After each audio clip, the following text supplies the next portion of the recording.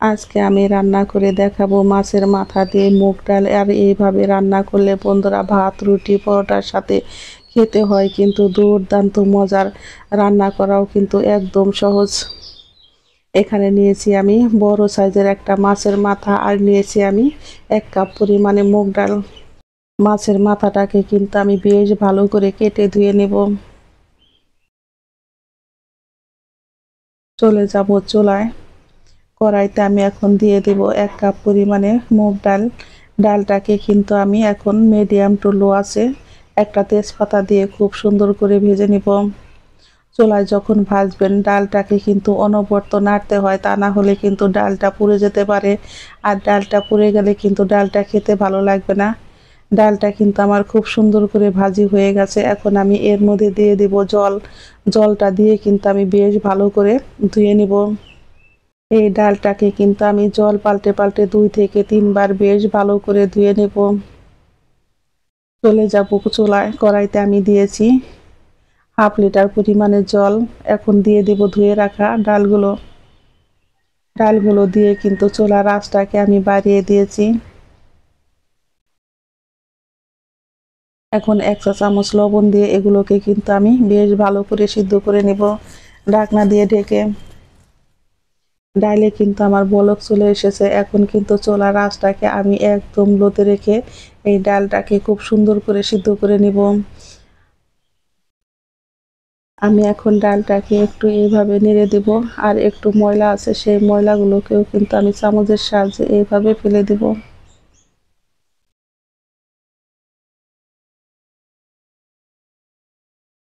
এখন আমি চুলার আঁচটাকে একদম লোতে রেখে ঢাকনা দিয়ে ঢেকে ডালগুলোকে খুব সুন্দর করে সিদ্ধ করে নেব। ডালগুলো কিন্তু আমার সিদ্ধ হয়ে গেছে, দেখতেই পারছেন। এখন আমি একটু নেড়ে নেব যাতে নাকি ডালগুলো একটু পাশ পাশ হয়। এখন আমি এর মধ্যে দিয়ে দেব বেশ কিছুটা পরিমাণে কাঁচামরিচ চেরা। ঝালটা আপনারা আপনাদের পছন্দ অনুযায়ী খাবেন।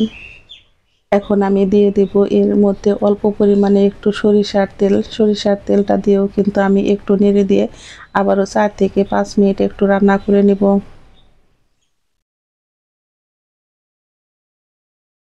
এই ফাঁকে আমি মাছগুলো কিন্তু কেটে ধুয়ে নিয়েছি। এর মধ্যে দিয়েছি আমি স্বাদ মতো লবণ, হলুদের গুঁড়া, মরিচের গুঁড়া, ধনিয়ার গুঁড়া আর অল্প পরিমাণে একটু সর্ষের তেল দিয়ে কিন্তু মাছের মাথাগুলোকে বেশ ভালো করে আমি মেখে নেব।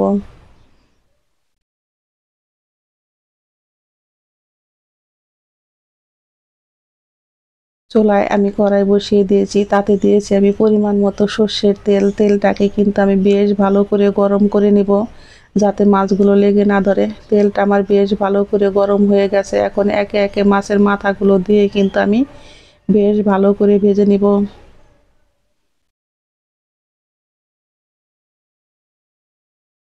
চুলার আঁচটাকে কিন্তু আমি বাড়িয়ে দিয়েছি।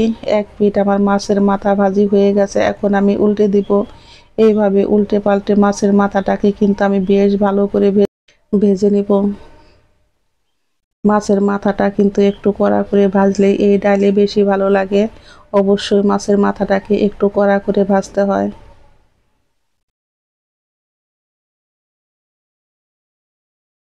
আমি মাছের মাথাটাকে কিন্তু বেশ ভালো করে কড়া করে ভাজি করে নিয়েছি। এখন আমি চুলাই থেকে নামিয়ে নিব।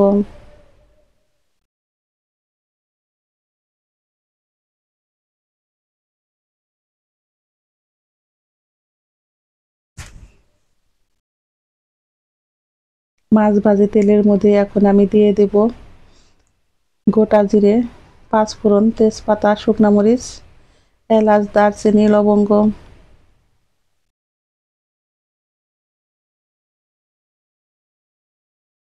ফোড়নটাকে আমি খুব সুন্দর করে রেডি করে নিব। ফোড়ন থেকে কিন্তু যখন খুব সুন্দর একটা মিষ্টি গন্ধ বের হবে তখন মনে করবেন ফোড়নটা রেডি হয়ে গেছে। এখন আমি এর মধ্যে দিয়ে দিব রসুন থেতো আর আদা থেতো। আমি রসুন আর আদাটাকে কিন্তু বেশ ভালো করে 2 থেকে 3 মিনিট একটু ভেজে নিয়েছি। এখন পেঁয়াজগুলো দিয়েও কিন্তু খুব সুন্দর করে এইভাবে আমি ভেজে নিব একটু লাল লাল করে। পেঁয়াজগুলো কিন্তু আমার খুব সুন্দর করে লাল লাল করে ভাজা হয়ে গেছে। এখন আমি দিয়ে দেব মশলা। এর মধ্যে আমি দিয়ে দিব হাফ চা চামচেরও কম হলুদের গুঁড়া, মরিচের গুঁড়া, আর দিয়ে দিব আমি হাফ চা চামচ পরিমাণে ধনিয়ার গুঁড়া।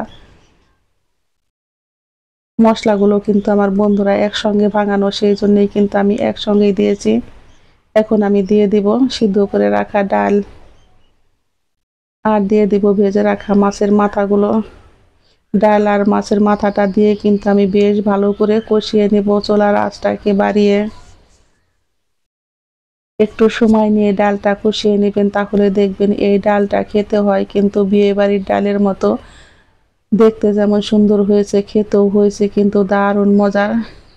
এই পর্যায়ে আমার রান্নার রেসিপি একটু যদি ভালো লেগে থাকে অবশ্যই একটা লাইক করবেন, কমেন্ট করবেন, শেয়ার করবেন, এবং যারা আমার নতুন বন্ধু আছেন তারা এই চ্যানেলটিকে একটা সাবস্ক্রাইব করতে ভুলবেন না। আমার নতুন এবং পুরাতন সকল বন্ধুদের জানাই আমি অসংখ্য ধন্যবাদ।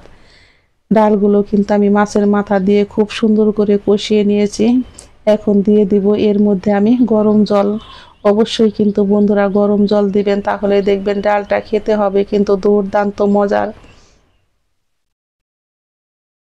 গরম জলটা দিয়ে কিন্তু আমি চুলার আঁচটাকে বাড়িয়ে দিয়েছি। ডালে আমার বলক চলে এসেছে। এখন আমি দিয়ে দিব ভাজা জিরার গুঁড়া হাফ চা চামচ পরিমাণে, আর দিয়ে দিব আমি হাফ চা চামচ পরিমাণে ঘি।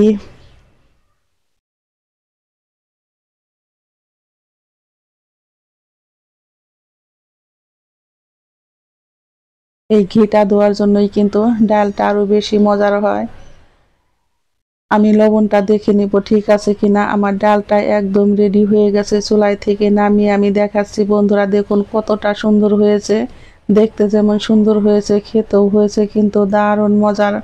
গরম গরম ভাতের সঙ্গে বাকি রুটির সঙ্গে খেতে হয় কিন্তু দুর্দান্ত মজার। আজকের ডালটা হয়েছে অসাধারণ মজার। এক টুকরা লেবু আর পেঁয়াজ হলে কিন্তু আর অন্য কোনো কিছুই লাগে না।